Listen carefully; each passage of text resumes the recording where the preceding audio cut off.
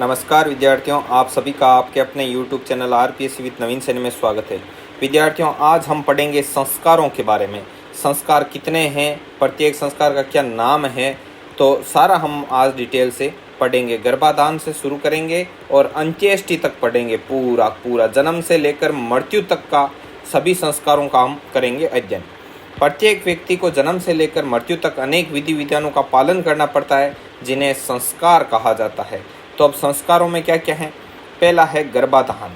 गर्भाधान क्या होता है कि जब नवविवाहित स्त्री गर्भवती हो जाती है, उस समय ये गर्भाधान संस्कार किया जाता है।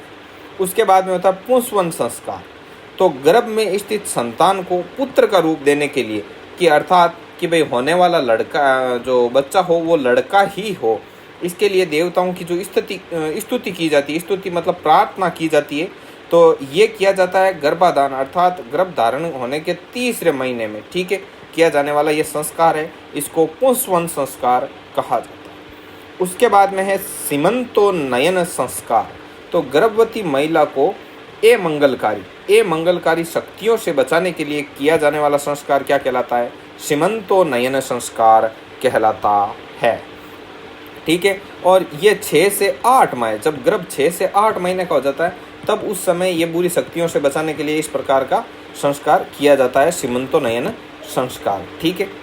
इसके बाद में है जात कर्म। जब बच्चे के जन्म पर किया जाने वाला संस्कार जात कर्म कहलाता है, और इसे अपने देसी भाषा में गुंटी देना भी कहते हैं, ठीक है।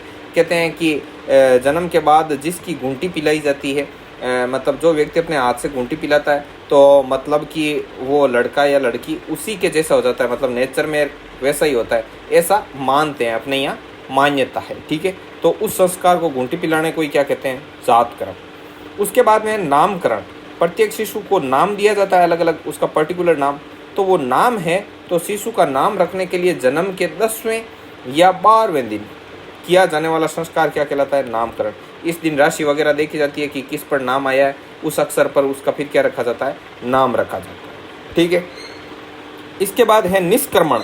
निष्क्रमण क्या है कि जन्म के 4थे मास में, जैसे जन्म पैदा होने के बाद में 4था महीना होता है, उसमें पहली बार बच्चे को घर से बाहर निकालते हैं और सूर्य और चंद्रमा इनके क्या करवाते हैं? दर्शन करवाते हैं। तो इसे कहते हैं निष्क्रमण।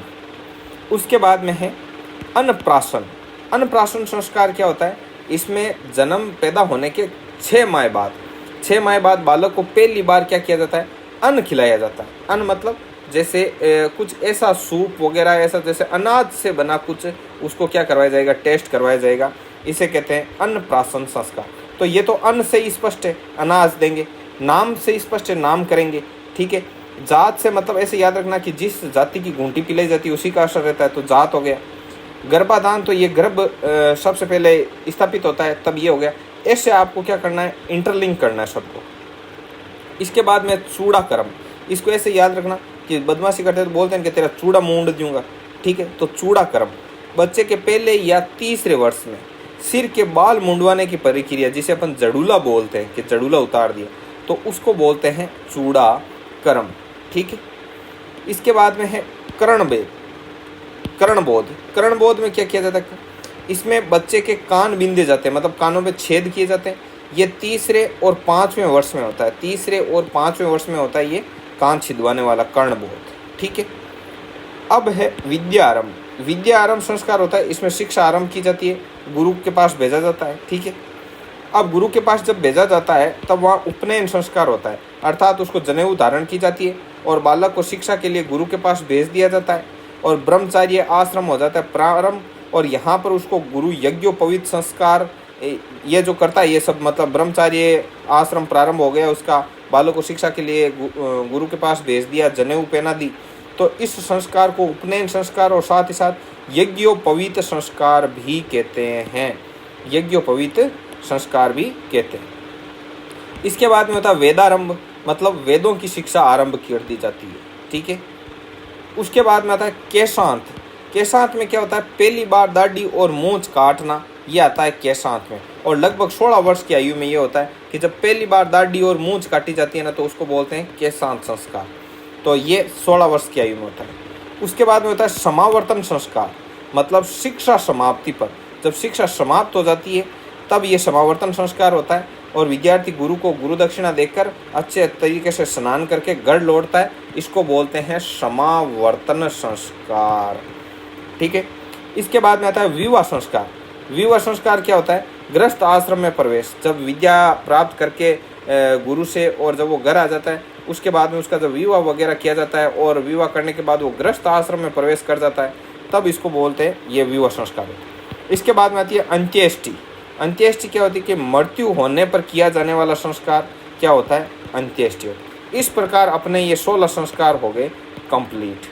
ठीक है। तो आज के वीडियो में हमने अध्ययन किया सिर्फ और सिर्फ संस्कारों के बारे में।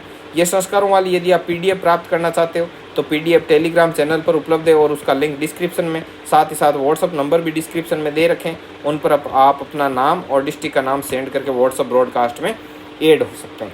ठीक है विद्यार्थियों, तो आज के वीडियो में इतना ही। मिलते हैं नेक्स्ट वीडियो में, तब तक के लिए जय हिंद, जय भारत।